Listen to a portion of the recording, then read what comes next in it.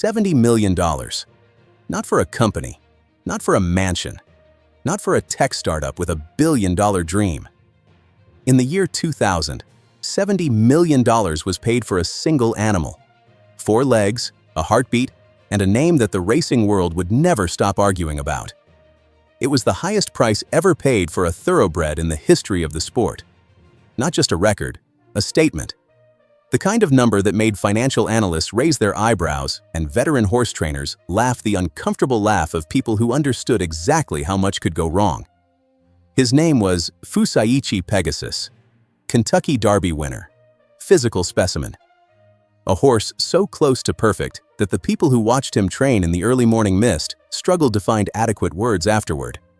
But here is the question that $70 million was really asking, and the one that still doesn't have a clean answer. Did the people who paid that sum ever get it back?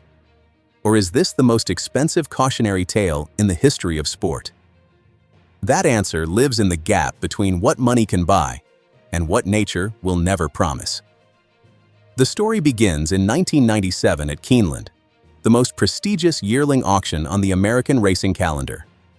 A Japanese businessman named Fusao Sekiguchi was there that evening, and when a chestnut colt with a white blaze and a body built like a biological argument for speed walked into the ring, Sekiguchi stopped calculating and started bidding.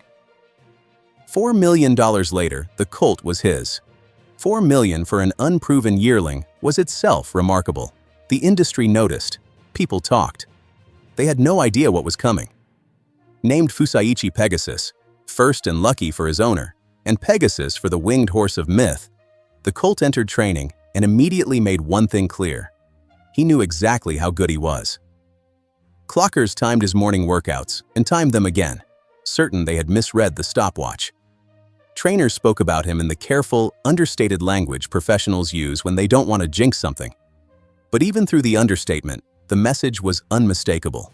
This was different. He was also, to be completely honest, not the easiest horse in the barn. Brilliant when engaged, difficult when he wasn't. Opinionated in a way that required his handlers to earn his cooperation rather than demand it. He was a star, and with everything that word implies about talent and ego living in uncomfortable proximity. Trainer Neil Drysdale navigated that temperament with precision. And by the time the Kentucky Derby arrived in May 2000, Fusaichi Pegasus was the betting favorite and the story of the race. He won like he was doing everyone a favor. Sweeping past the field in the final turn, ears pricked at the wire, jockey Kent Desormeaux barely moving. The body language of a horse that had done its job and knew it. He was the first odds-on favorite to win the Derby in 21 years. Every whispered workout report, every breathless preview had been right. And within hours of that race, the most consequential bidding war in bloodstock history quietly began. Coolmore Stud is not simply a farm. It is a dynasty, built around one ruthlessly efficient idea. Find the best racehorses on the planet, convert them into stallions, and sell their genetics to the world at a price that reflects their status. Operating from Ireland, with major outposts in Kentucky and Australia, Coolmore is the industry's superpower. Patient, well-resourced, and possessed of an eye for long-term value that most competitors cannot match. They looked at Fusaichi Pegasus and moved decisively. $70 million. The deal was done. Now, to understand why that number exists, you need to understand the economics behind it. A top stallion at a premium farm covers close to 100 mares per season. Fusaichi Pegasus was priced at $150,000 per covering. Run the arithmetic. 100 mares, $150,000 each, $15 million in a single breeding season. Recover the purchase price in 5 years. Generate pure profit for decades beyond that. The model made sense. On paper, it made beautiful sense. Provided, and this is the only word that matters, provided the offspring were fast. He arrived at Ashford Stud in Kentucky to the kind of reception reserved for heads of state.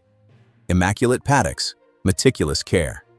A shuttle between Kentucky and Australia to maximize the number of mares he could cover each year. The expectations were enormous. The infrastructure was perfectly positioned. And somewhere in those first foals, The racing world was waiting to find the next generation of greatness. The foals arrived, they raced, and the results were promising, not transformational. Not dynasty-defining, promising. Roman ruler won the Preakness Stakes. Haradason performed with distinction in Australia. There were graded stakes winners, quality horses that any ordinary stallion would have been celebrated for producing. But Fusaichi Pegasus was never supposed to be ordinary. He was supposed to flood the Triple Crown with his presence, to send wave after wave of champions to the Breeders' Cup. And the waves never came. The stud fee began its descent. $150,000, the opening statement of a career built on maximum confidence. Then $75,000, then $15,000. Then, in a trajectory that told its own brutal story, all the way down to $7,500. 95%. That is how far the fee fell from its peak. The horse purchased for $70 million was covering mares for less than the cost of a reasonable used car.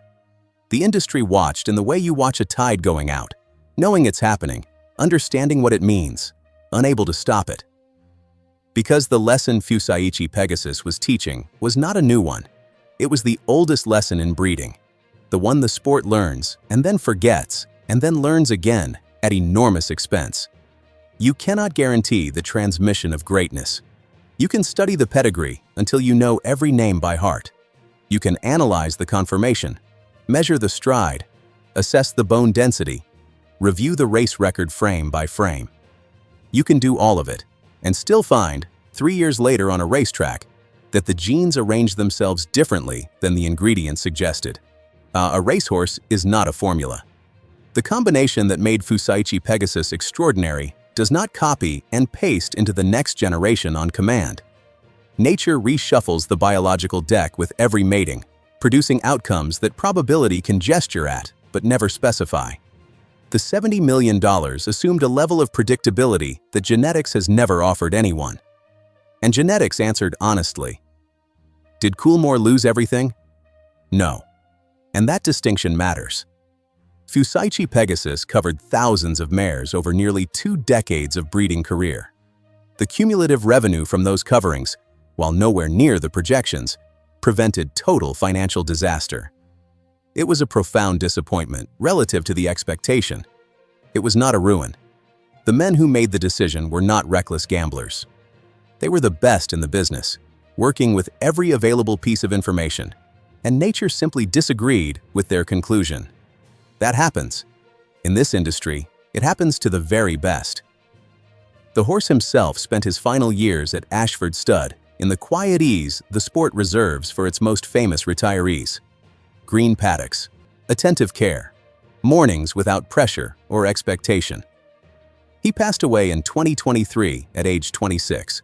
A long, genuinely good life. Whatever the ledger said about the investment, the horse suffered nothing for it.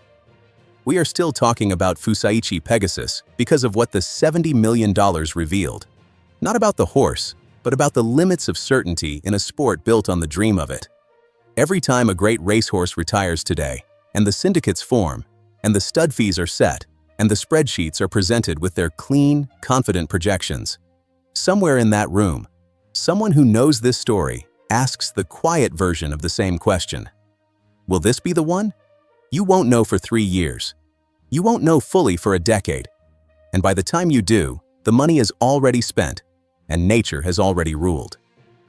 Fusaichi Pegasus was worth every dollar of his talent, worth every moment of his racing career, worth the long, peaceful retirement in the Kentucky grass. He just wasn't an algorithm. He was a horse. And that, in the end, was the only thing the $70 million could never change.